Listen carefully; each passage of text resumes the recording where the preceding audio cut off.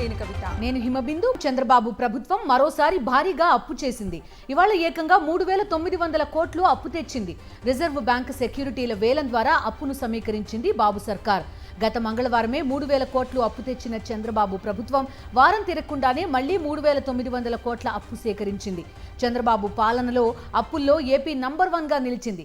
గడిచిన 22 రోజుల్లో చంద్రబాబు ప్రభుత్వం చేసిన అప్పు 3,37,221 కోట్లకు చేరింది. గడిచిన 22 నెలల్లో చంద్రబాబు ప్రభుత్వం చేసిన అప్పు 3,37,221 కోట్లకు చేరుకుంది.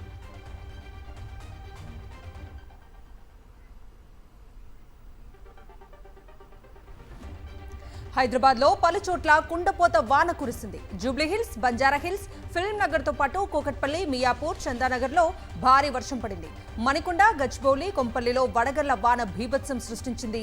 అటు ఎస్ఆర్ నగర్, నిజాంపేట్, సూరారం, కుత్బుల్లాపూర్, జీడిమెట్ల, షాపూర్, చింతర్లోనూ జోరు వాన పడుతోంది.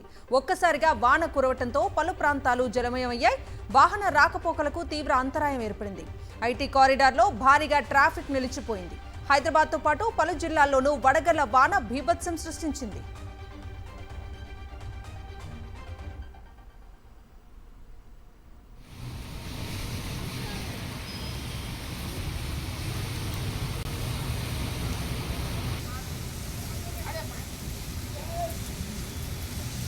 రేపు తాడేపల్లి వైఎస్ఆర్సీపీ కేంద్ర కార్యాలయంలో అద్దంకి నియోజకవర్గ నేతలతో ఆ పార్టీ అధినేత వైఎస్ జగన్మోహన్ రెడ్డి సమావేశం కానున్నారు. ప్రజా సమస్యలు, తాజా రాజకీయ పరిణామాలపై చర్చించనున్నారు. ఈ సమావేశానికి స్థానిక ప్రజాప్రతినిధులు, ముఖ్య నేతలు హాజరు కానున్నారు.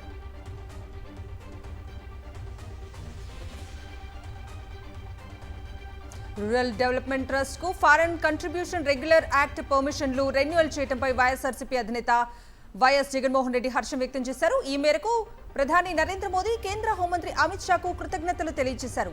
ఉమ్మడి అనంతపురం జిల్లాలో విద్య, వైద్యం, పర్యావరణం, సామాజిక అభివృద్ధిలో ఆర్డీటీ సేవలు కొనసాగేందుకు, తద్వారా పేదల అభ్యున్నతికి ఈ అనుమతులు మేలు చేస్తాయన్నారు.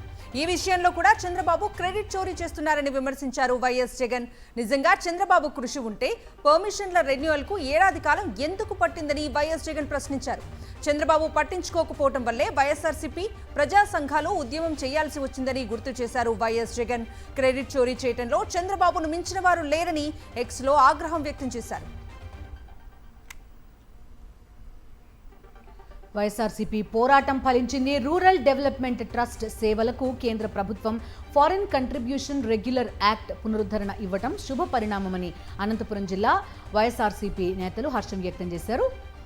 కరవు జిల్లా అనంతపురంలో మళ్లీ యథాతథంగా ఆర్డీటీ సేవలు అందుబాటులోకి రానున్నాయని, ఇది ప్రజలు, వైఎస్ఆర్సీపీ పోరాట ఫలితమేనని మాజీ ఎంపీ తలారి రంగయ్య స్పష్టం చేశారు. కానీ దీన్ని కూడా క్రెడిట్ చోరీ చేసేందుకు చంద్రబాబు, లోకేష్ ప్రయత్నిస్తున్నారని మండిపడ్డారు.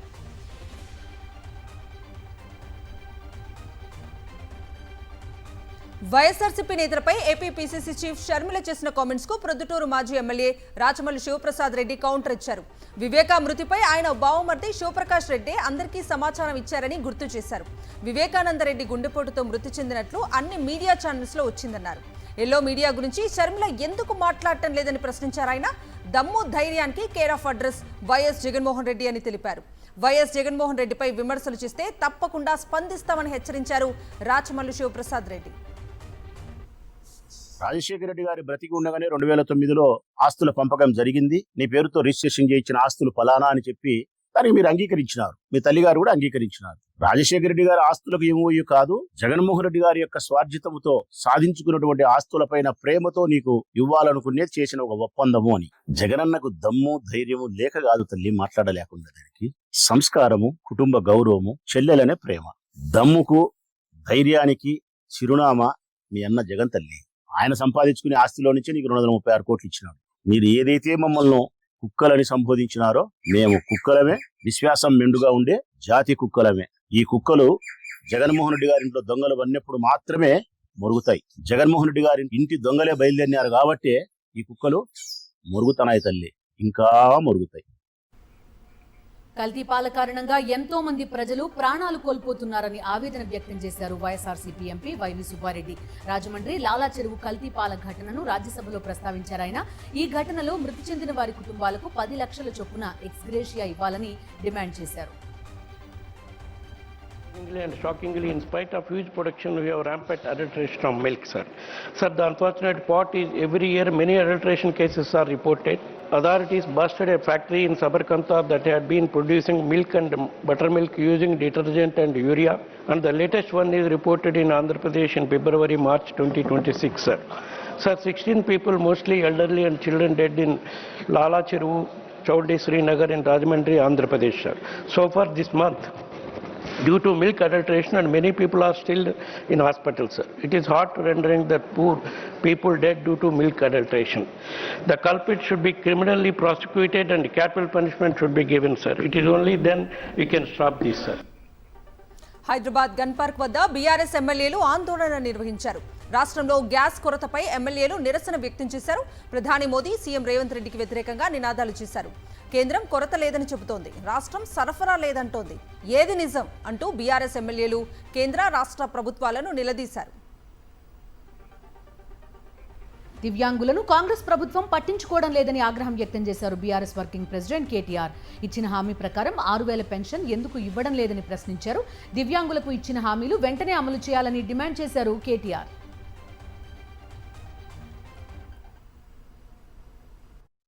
దివ్యాంగుల గురించి ఆనాడు కల్లబొల్లి కబుర్లు చెప్పి ఓట్లు పొంది ఇవాళ గద్దెనెక్కిన కాంగ్రెస్ పార్టీని మేము ఈ బడ్జెట్ సెషన్లో శాసనసభలో కూడా నిలదీస్తాము, అడుగుతాం. 6,000 పెన్షన్ ఎందుకు ఇంకా ఇవ్వట్లేదు? గద్దెనెక్కిన 3వ బడ్జెట్ ఇది, అంటే 60% సమయం అయిపోయిన తర్వాత కూడా ఎందుకు ఇంకా డబ్బులు కేటాయించట్లేదు నిలదీస్తాము. దాంతోపాటు దివ్యాంగులకు గతంలో మేము డబుల్ బెడ్రూమ్ ఇల్లు ఇచ్చి ఆదుకునే ప్రయత్నం చేశాం. ప్రతి దానిలో కోటా పెట్టి వారిని ఆదుకునే ప్రయత్నం చేశాము. భవిష్యత్తులో ఇంకా ఎక్కువ చేస్తాము. కానీ ఈ రోజు ఈ ప్రభుత్వాన్ని మాత్రం వారికి ఇచ్చిన హామీలు, ముఖ్యంగా దివ్యాంగ సోదరులకు సోదరీమణులకు ఇచ్చిన హామీలు, దివ్యాంగులు ఎదుర్కొంటున్న సమస్యలను పరిష్కరించాలని ఎల్బీ స్టేడియం నుంచి గన్ పార్క్ వరకు బీజేపీ నిరసన ర్యాలీ చేపట్టింది. బీజేపీ శాసనసభాపక్ష ఉపనేత పాయల్ శంకర్ ఆధ్వర్యంలో నిరసన ర్యాలీ చేపట్టారు దివ్యాంగులు. పెన్షన్లు, ఉపాధి అవకాశాలు, రిజర్వేషన్లు, వైద్య సదుపాయాలు తదితర సమస్యలు పరిష్కరించాలని డిమాండ్ చేశారు. కాంగ్రెస్ ప్రభుత్వం హ్యాట్రిక్ చీటింగ్ బడ్జెట్ ప్రవేశపెట్టిందని విమర్శించారు బీజేపీ శాసనసభాపక్ష నేత ఏలేటి మహేశ్వర్ రెడ్డి. బడ్జెట్ అంతా తప్పుల తడక అని ఆరోపించారు. కాంగ్రెస్ బడ్జెట్ కేవలం కాగితాలకే పరిమితమైందని మండిపడ్డారు మహేశ్వర్ రెడ్డి.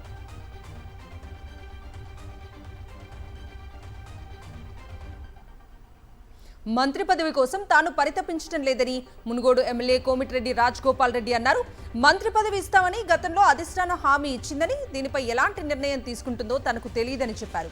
అసెంబ్లీ ఆవరణలో మీడియాతో ఆయన చిట్చాట్లో మాట్లాడారు. తనకు మంత్రి పదవి ఇస్తే కాంగ్రెస్కు, ప్రభుత్వానికి మంచి పేరొస్తుందన్నారు. ఏ పదవి లేకున్నా తనకు ప్రజల్లో తగిన గౌరవం ఉంటుందని తెలిపారు. సీఎం రేవంత్ రెడ్డితో తనకు ఎలాంటి ఇబ్బంది లేదని క్లారిటీ ఇచ్చారు. సోమవారం సీఎంతో ప్రత్యేక భేటీ ఏం లేదు, ఎదురుపడితే పలకరించుకున్నామని స్పష్టం చేశారు. ఇవాళ కేటీఆర్తోనూ సాధారణ అంశాలపైనే మాట్లాడా. 2018లో 12 మంది కాంగ్రెస్ ఎమ్మెల్యేలను చేర్చుకోవడం తప్పని కేటీఆర్కు చెప్పానని రాజగోపాల్ రెడ్డి వెల్లడించారు. BRS working president KTR chit చాట్లో కీలక వ్యాఖ్యలు చేశారు. ఫార్ములా ఈ కార్ రేస్ కేసు ముమ్మాటికి లొట్టపీసు కేసే అని విమర్శించారు.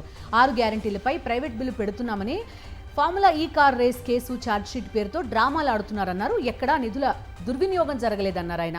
ఫార్ములా ఈ రేస్తో హైదరాబాద్ ప్రతిష్ట పెరిగిందన్నారు. 700 కోట్ల రూపాయల పెట్టుబడులు కూడా వచ్చాయన్నారు. జగిత్యాలలో మాజీ మంత్రి జీవన్ రెడ్డిని ఏఐసీసీ సెక్రటరీ వంశీచంద్ రెడ్డి కలిశారు. రాహుల్ గాంధీ దూతగా జీవన్ రెడ్డిని బుజ్జగించారు. పీసీసీతో కూడా కాకపోవడంతో ఏఐసీసీ రంగంలోకి దిగింది. తన నిర్ణయం మార్చుకోనని ఇప్పటికే టీపీసీసీ ప్రెసిడెంట్ మహేష్ గౌడ్కి తేల్చి చెప్పారు. రేపటి రాజీనామా కార్యక్రమం యథావిధిగా జరుగుతుందని వెల్లడించారు. వంశీచంద్ రెడ్డితో భేటీ తర్వాత ఏం జరుగుతుందోనన్న ఆసక్తి నెలకొంది.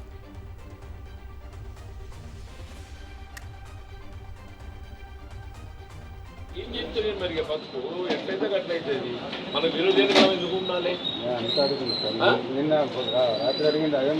విలువలేనిగా ఎందుకు ఉండాలి అంటుంది. మనిషికి రాజకీయము గౌరవం కొరకు, ఆ గౌరవం పొందలేనప్పుడు ఏదైతుందో బేసిక్గా ప్రజా జీవితము రాజకీయం అనేది గౌరవం కొరకు. ఆ గౌరవం పొందలేనప్పుడు ఏదైతున్నదో మన బతుకు మన బతుకుదాం.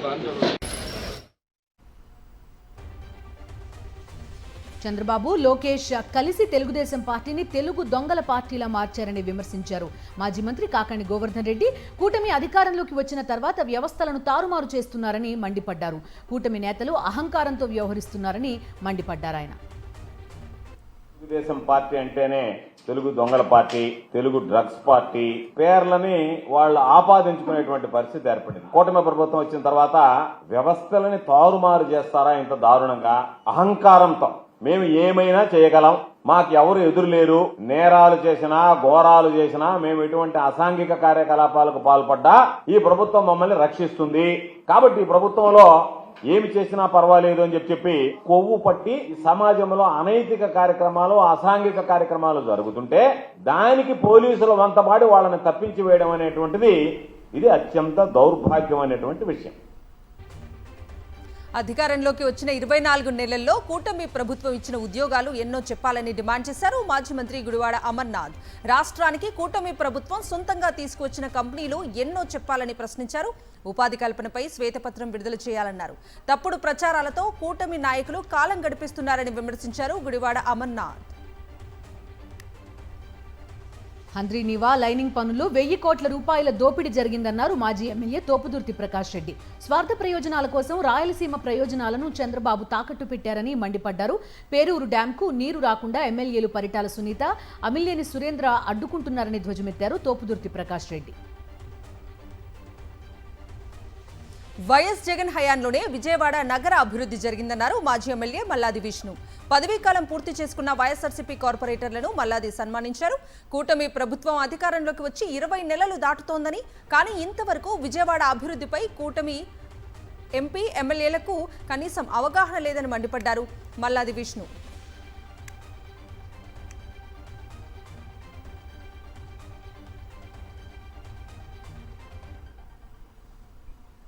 నోరుంది కదా అని ఇష్టారీతిన మాట్లాడితే ఊరుకునేది లేదని టీడీపీ నేత పట్టాభిని హెచ్చరించారు కడప వైఎస్ఆర్సీపీ శ్రేణులు.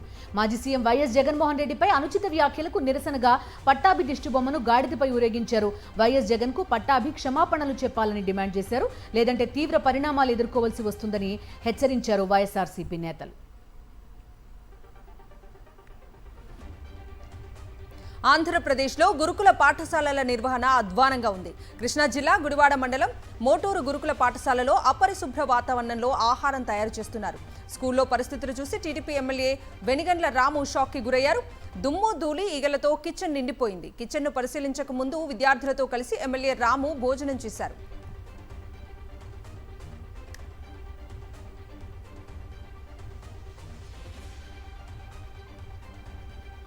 కాకినాడ జిల్లాలో పేదల భూములపై టీడీపీ నేతల కన్నుపడింది. జగ్గంపేట డ్రైవర్ కాలనీ స్థలాల కబ్జాకు తెలుగుదేశం నేతలు యత్నించారు. దీంతో కలెక్టరేట్ వద్ద బాధితులు ఆందోళనకు దిగారు. బాధితులకు వైఎస్ఆర్సీపీ నేతలు అండగా నిలిచారు. అనంతరం బాధితులతో కలిసి కలెక్టర్కు జగ్గంపేట వైఎస్ఆర్సీపీ ఇన్ఛార్జ్ మాజీ మంత్రి తోట నరసింహం ఫిర్యాదు చేశారు. నిరుపేదల ఇళ్ల స్థలాలను కబ్జా చేసే స్థితికి టీడీపీ దిగజారిపోయిందని విమర్శించారు తోట నరసింహం.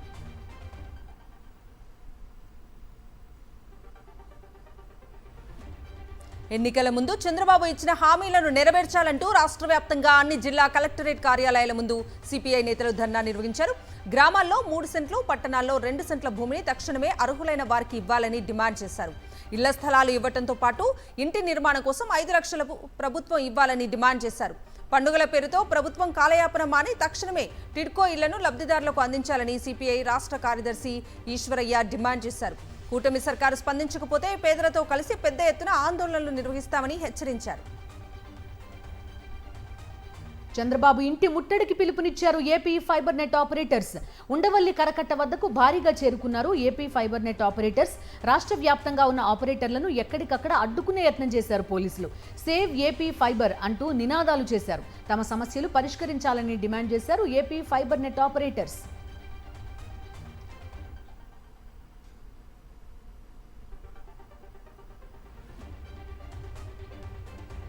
విజయనగరం జిల్లా రాజాం మండలం అంతకాపల్లి వద్ద రహదారిని బారికేడ్లు పెట్టి నిరసన తెలిపారు స్థానికులు.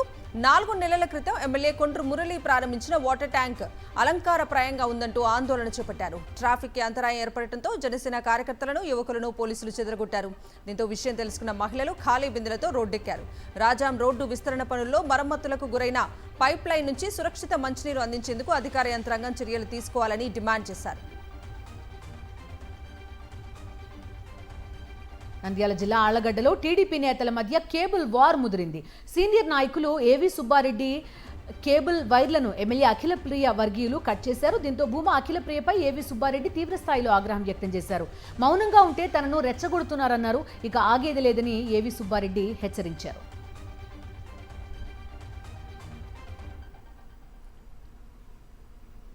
మాజీ ఎమ్మెల్సీ ఆదిరెడ్డి అప్పారావు మరో ఆడియో వైరల్ గా మారింది. 2 రోజుల క్రితం ఒక మహిళతో ఆదిరెడ్డి అప్పారావు బూతుల ఆడియో వైరల్ కాగా ఇప్పుడు ఆమె కుమారుడితో ఆదిరెడ్డి మాట్లాడిన ఆడియో వెలుగులోకి వచ్చింది. ఈ ఆడియోలో దళితులను కించపరుస్తూ అప్పారావు మాట్లాడారు. అప్పారావు తీర్పై సర్వత్రా విమర్శలు వ్యక్తమవుతున్నాయి. ఏలూరు జిల్లా కైకలూరు పిల్లల విక్రయం కేసులో కీలక పరిణామం చోటు చేసుకుంది. కైకలూరు జనసేన నేత ఏఎన్ బాబు తల్లి అబ్బిశెట్టి వీరమ్మ పిల్లల విక్రయాల్లో సూత్రధారిగా పోలీసులు తేల్చారు. అబ్బిశెట్టి వీరమ్మతో సహా 6గురిని అరెస్ట్ చేశారు. నిందితులను కోర్టులో హాజరుపరిచారు. ఇప్పటి వరకు 5గురు పిల్లలను వీరమ్మ గ్యాంగ్ విక్రయించినట్టు పోలీసుల దర్యాప్తులో తేలింది. అబ్బిశెట్టి వీరమ్మకు విజయవాడ పిల్లల విక్రయం ముఠా సభ్యురాలు ఫరీనాతో లింకులున్నట్టుగా కూడా పోలీసులు గుర్తించారు. ప్రస్తుతం రాజమండ్రి సెంట్రల్ జైల్లో ఫరీనా ఉంది. ఫరీనాను విచారించేందుకు కైకలూరు రూరల్ పోలీసులు కోర్టు నుంచి అనుమతి పొందారు. విజయవాడ ఇంద్రకీలాద్రి దుర్గమ్మ సన్నిధిలో నిలువు దోపిడీ చేస్తున్నాడు కొబ్బరికాయల కాంట్రాక్టర్. కొబ్బరికాయ కొట్టినందుకు భక్తుల నుంచి 10 నుంచి 100 రూపాయల వరకు వసూలు చేస్తున్నాడు. భక్తులను కాంట్రాక్టర్ నిలువున దోచుకుంటున్నా అధికారులు చోద్యం చూస్తున్నారు. అనేక సార్లు కాంట్రాక్టర్ పై అధికారులకు ఫిర్యాదు చేసినా పెడచెవిన పెడుతున్నారని భక్తులు ఆగ్రహం వ్యక్తం చేస్తున్నారు. ఆలయ అధికారుల అండదండలతోనే రోజు అక్రమంగా వేలాది రూపాయల భక్తుల నుంచి వసూలు చేస్తున్నారని భక్తులు చెబుతున్నారు. తిరుపతి ప్రకాశం రోడ్లో సచివాలయ అడ్మిన్ సెక్రటరీ నాగార్జునపై సిఎన్ ప్రింటర్స్ సిబ్బంది దాడి చేశారు. ప్రాపర్టీ ట్యాక్స్ కట్టమని అడిగినందుకు నాగార్జునపై భౌతిక దాడికి దిగారు. దాడికి నిరసనగా షాప్ ముందు కార్పొరేషన్ సచివాలయం సిబ్బంది నిరసన చేపట్టారు. సిఎన్ ప్రింటర్స్ సిబ్బందిపై చర్యలు తీసుకోవాలని డిమాండ్ చేశారు సచివాలయ సిబ్బంది. నంద్యాల సబ్ రిజిస్ట్రార్ కార్యాలయంలో ఏసీబీ సోదాలు నిర్వహించింది. 2వ రోజు తనిఖీల్లో భారీగా అక్రమాలు వెలుగులోకి వచ్చాయి. నిబంధనలకు విరుద్ధంగా అక్రమ రిజిస్ట్రేషన్లు చేయటం, ప్రజల నుంచి డబ్బులు వసూలు చేసినట్లుగా ఆధారాలు సేకరించారు అధికారులు. ఫోన్ పేల ద్వారా జరిగిన లావాదేవీలపై ఫోకస్ పెట్టినట్లుగా ఏసీబీ డీఎస్పీ సోమన్న వివరించారు. వికారాబాద్ జిల్లా పరిగి మండలం రూప్ సింగ్ తండాలో దారుణం జరిగింది. సర్పంచ్ రమణి కుటుంబంపై హత్యాయత్నం చేశారు దుండగులు. సర్పంచ్ ఇంటిపై పెట్రోల్ పోసి నిప్పంటించాడు దుండగుడు.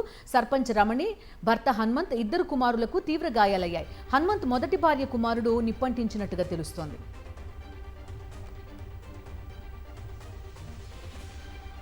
సీనియర్ ఐపీఎస్ అధికారి పిఎస్ఆర్ ఆంజనేయులకు హైకోర్టులో ఊరట లభించింది.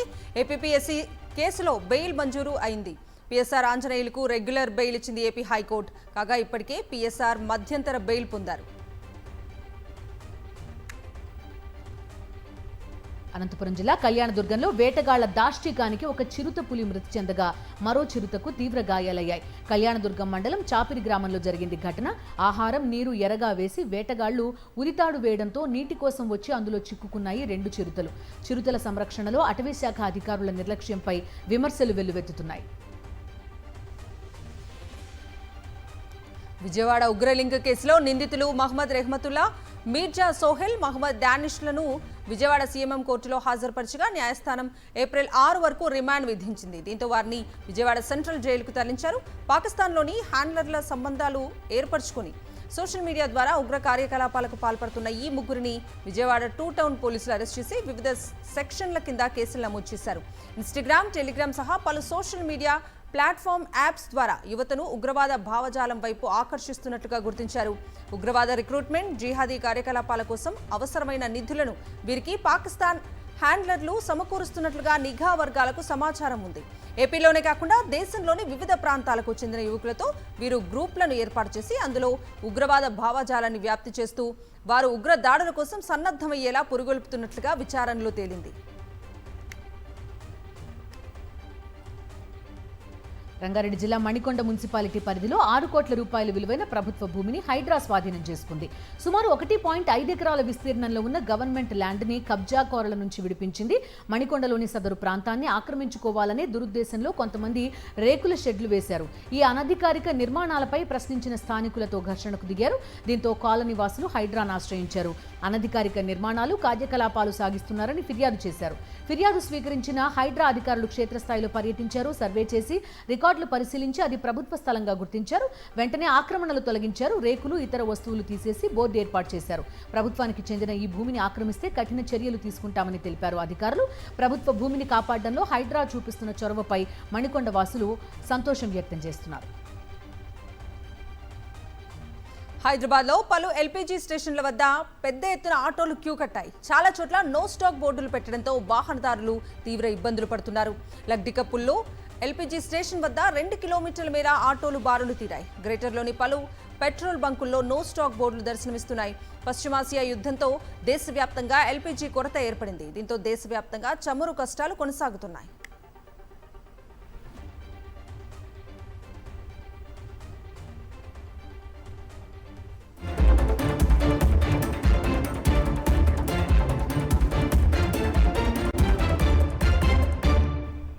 జాతీయ వార్తలు చూద్దాం. అమెరికా, ఇజ్రాయెల్, ఇరాన్ మధ్య ఉద్రిక్తతల వేళ ప్రధాని నరేంద్ర మోదీకి అమెరికా అధ్యక్షుడు డొనాల్డ్ ట్రంప్ ఫోన్ చేశారు. పశ్చిమాసియాలో కొనసాగుతున్న పరిస్థితులపై ఇరువురు నేతలు చర్చించారు. అలాగే హార్ముజ్ జలసంధిని తెరిచి ఉంచాల్సిన ప్రాముఖ్యతపైన కూడా చర్చించినట్టు భారత్లో అమెరికా రాయబారి సెర్గియో గోర్ ఎక్స్ వేదికగా వెల్లడించారు. ఈ ఏడాదిలో ప్రధాని మోదీతో ట్రంప్ ఫోన్లో చర్చలు జరపడం ఇది రెండోసారి. అమెరికా అధ్యక్షుడు ట్రంప్తో ఫోన్లో సంభాషించినట్టు ప్రధాని మోదీ వెల్లడించారు. ఈ మేరకు ఆయన ట్వీట్ చేశారు. పశ్చిమాసియాలో పరిస్థితులపై తమ మధ్య ఉపయోగకరమైన రీతిలో చర్చ సాగిందన్నారు. వీలైనంత త్వరగా ఉద్రిక్తతలను తగ్గించి శాంతిని పునరుద్ధరించేందుకు భారత్ మద్దతు ఉంటుందని స్పష్టం చేసినట్టుగా తెలిపారు. హార్ముజ్ జలసంధిని తెరిచి ఉంచడం, రక్షణ కల్పించడం, అందరికీ అందుబాటులో ఉండేలా చూడడం యావత్ ప్రపంచానికి అత్యవసరమన్నారు. శాంతి, సుస్థిరత కోసం చేసే ప్రయత్నాలకు భారత్ సహకారం ఉంటుందని తెలిపారు. ఇరాన్లో విద్యుత్ కేంద్రాలు, ఇంధన మౌలిక సదుపాయాలపై 5 రోజుల పాటు దాడులు నిలిపివేస్తున్నట్టు ట్రంప్ సోమవారం ప్రకటించిన మరుసటి రోజే నేరుగా ప్రధాని మోదీకి ఫోన్ చేసి మాట్లాడడం ప్రాధాన్యత సంతరించుకుంది. పశ్చిమాసియాలో పరిణామాలు, ట్రంప్ తీసుకున్న నిర్ణయాలు, యుద్ధం నేపథ్యంలో ప్రపంచవ్యాప్తంగా చోటు చేసుకుంటున్న పరిణామాలపై ఇరువురు నేతల మధ్య చర్చకు వచ్చినట్టుగా తెలుస్తోంది. భారత్ది ఎప్పుడూ శాంతి మార్గమని, యుద్ధం అనేది మానవాళి ప్రయోజనాలకు ఏమాత్రం శ్రేయస్కరం కాదని ప్రధాని మోదీ ఇప్పటికే స్పష్టం చేశారు. ఇరు దేశాలు చర్చల ద్వారానే తమ మధ్య విభేదాలు పరిష్కరించుకోవాలని, ఆ దిశగానే ముందుకెళ్లాలని పార్లమెంట్లో నిన్న మోదీ మాట్లాడిన నేపథ్యంలో ట్రంప్ ఫోన్ చేసి మాట్లాడడం ప్రాధాన్యత సంతరించుకుంది. యుద్ధం ప్రపంచ ఆర్థిక వ్యవస్థపై తీవ్ర ప్రభావం చూపిందన్నారు ప్రధాని మోదీ. ఉద్రిక్తతలు తగ్గించేందుకు భారత్ ప్రయత్నాలు చేస్తోందని అన్నారు. గల్ఫ్ దేశాల్లో ఉన్న 3.75 లక్షల మంది భారతీయులు తిరిగి వచ్చారని రాజ్యసభలో ప్రకటించారు. దేశంలో గ్యాస్, చమురు కొరత లేకుండా చర్యలు చేపట్టామన్నారు ప్రధాని నరేంద్ర మోదీ. మరో 2 భారత ఎల్పీజీ నౌకలు హార్ముజ్ జలసంధిని సురక్షితంగా దాటాయి. జగ్వసంత్, పైన్ గ్యాస్ నౌకలు భారత్ వైపు కదులుతున్నాయి. ఈ 2 నౌకల్లో 92,600 మెట్రిక్ టన్నుల ఎల్పీజీ వస్తోంది. ఈ 2 నౌకలు ఈ నెల 26 లేదా 28న భారత్ తీరానికి చేరుకోనున్నాయి. ఇప్పటికే పలు ఎల్పీజీ నౌకలు భారత్కు సురక్షితంగా చేరుకోగా తాజాగా బయలుదేరిన 2 నౌకలు వస్తే దేశంలో గ్యాస్ కష్టాలు తీరనున్నాయి. దండకారుణ్యం నుంచి జనంలోకి వస్తున్నారు మావోయిస్టులు. 12 మంది అనుచరులతో కలిసి లొంగిపోనున్నారు Maoist party Dandakaranya special zone committee సభ్యుడు పాపారావు. జగదల్పూర్లో బస్తర్ రేంజ్ ఐజీ సుందరరాజ్ సమక్షంలో లొంగిపోనున్నట్లుగా సమాచారం. లొంగిపోయేందుకు ఆయుధాలతో పాటు జగదల్పూర్ బయలుదేరారు మావోయిస్టులు. రేపు అధికారికంగా ప్రకటన వచ్చే అవకాశం ఉంది.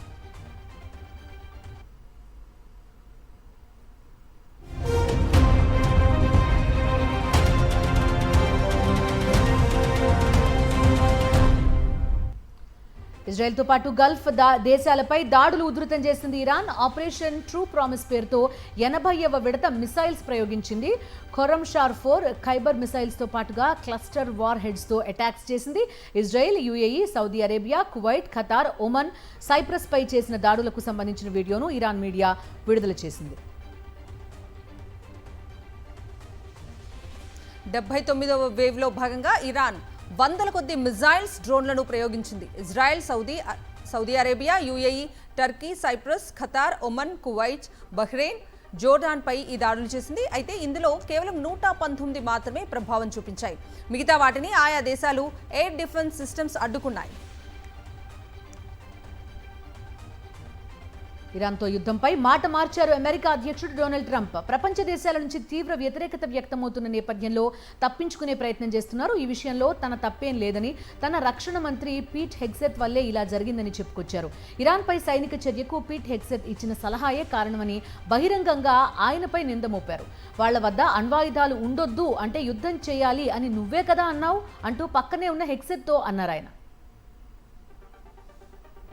ప్రపంచ చమురు మార్కెట్లలో సంచలనం నమోదైంది. ఇరాన్తో చర్చలపై అమెరికా ప్రెసిడెంట్ డొనాల్డ్ ట్రంప్ ప్రకటనకు కొన్ని నిమిషాల ముందు భారీ స్థాయిలో ఆయిల్ ట్రేడింగ్ జరగడం అనుమానాలకు తావిస్తోంది. ఇరాన్తో ఫలప్రదమైన చర్చలు జరిగాయని ట్రంప్ ప్రకటించారు. సరిగ్గా దానికి 15 నిమిషాల ముందు $580 బిలియన్ విలువైన పెట్టుబడులు వచ్చాయి.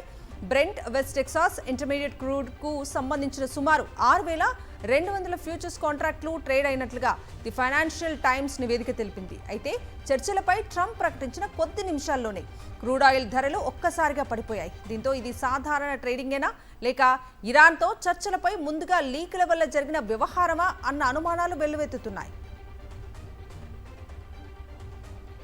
పశ్చిమాసియా ఉద్రిక్తతల నేపథ్యంలో యుక్రెయిన్ అధ్యక్షుడు జెలెన్స్కీ సంచలన ఆరోపణలు చేశారు. అమెరికా, ఇజ్రాయెల్తో ఇరాన్ చేస్తున్న యుద్ధానికి రష్యా ఇంటెలిజెన్స్ సాయం అందిస్తోందని జెలెన్స్కీ తెలిపారు. దీనికి సంబంధించి ఖచ్చితమైన ఆధారాలు ఉన్నాయన్నారు.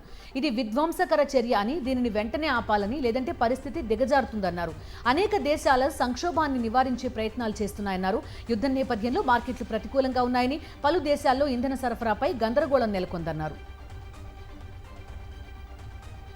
అమెరికాలోని టెక్సాస్లో భారీ అగ్ని ప్రమాదం జరిగింది. వలెరో పోర్ట్ ఆర్డర్ ఆయిల్ రిఫైనరీలో భారీ పేలుడు సంభవించింది. ప్రమాదంతో భారీగా మంటలు ఎగిసిపడ్డాయి. టెక్సాస్ రిఫైనరీలో ప్రమాదంపై పలు అనుమానాలు వ్యక్తమవుతున్నాయి.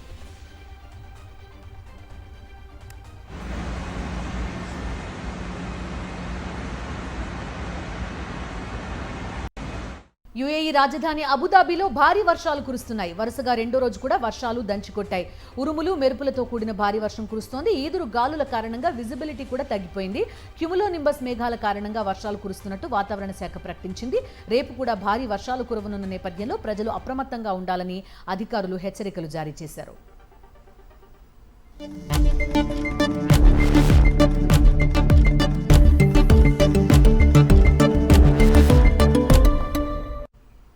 Coming to business updates. దేశీయ స్టాక్ మార్కెట్ సూచీలు భారీ లాభాల్లో ముగిశాయి. ఇరాన్పై దాడుల విషయంలో అమెరికా అధ్యక్షుడు ట్రంప్ 5 రోజుల విరామం ప్రకటించడం స్టాక్ మార్కెట్కు ఊతమిచ్చింది. ట్రంప్ ప్రకటనతో అంతర్జాతీయంగా చమురు ధరలు దిగిరావటం కలిసొచ్చింది. దీంతో నిన్నటి భారీ నష్టాల నుంచి సూచీలు గట్టెక్కాయి. సెన్సెక్స్ ఒక దశలో 1700 పాయింట్లకు పైగా లాభపడగా నిఫ్టీ సైతం ఇంట్రాడేలో 23,000 మార్కును అందుకుంది. మదుపర్ల సంపదగా భావించే బీఎస్ఈలో నమోదిత కంపెనీల మొత్తం విలువ ఒక్క రోజులోనే 7 లక్షల కోట్లు పెరిగి 423 లక్షల కోట్లకు చేరింది. రోజంతా లాభాల్లోనే కొనసాగింది. ఇంట్రాడేలో 74,489.39 వద్ద గరిష్టాన్ని తాకింది. చివరికి 1372.06 పాయింట్ల లాభంతో 74,068.45 వద్ద ముగిసింది. నిఫ్టీ 399.75 పాయింట్ల లాభంతో 22,912.40 వద్ద స్థిరపడింది. పశ్చిమాసియా యుద్ధ ప్రభావంతో దేశవ్యాప్తంగా బంగారం ధరలు కూడా ఇవాళ స్వల్పంగా తగ్గాయి. హైదరాబాద్లో 24 క్యారెట్ల 10 గ్రాముల బంగారం ధర $380 తగ్గి 1,42,910కి చేరుకుంది. 22 క్యారెట్ల 10 గ్రాముల గోల్డ్ రేట్ $1,31,000గా ఉంది. అటు కేజీ సిల్వర్ ధర $2,50,000కు చేరింది.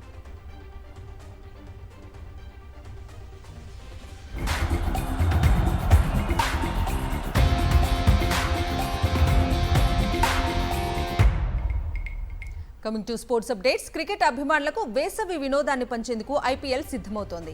19వ సీజన్కు మరో 4 రోజులే ఉంది. టోర్నీ సమీపిస్తున్నందున 10 జట్ల కెప్టెన్లతో భారత క్రికెట్ నియంత్రణ మండలి సమావేశం నిర్వహించనుంది. రేపు సాయంత్రం 4 గంటలకు ఐపీఎల్ కెప్టెన్లతో భేటీ జరగనుంది. ఈ సందర్భంగా బీసీసీఐ 10 జట్ల సారథుల మధ్య పలు కీలక అంశాలు చర్చకు వచ్చే అవకాశం ఉంది. కాగా తొలి దశ మ్యాచ్లు మార్చి 28 నుంచి ప్రారంభం కానున్నాయి. దీంతో ఆటగాళ్లు నెట్ ప్రాక్టీస్, సన్నాహక ప్రాక్టీస్ మ్యాచ్లతో బిజీగా గడుపుతున్నారు.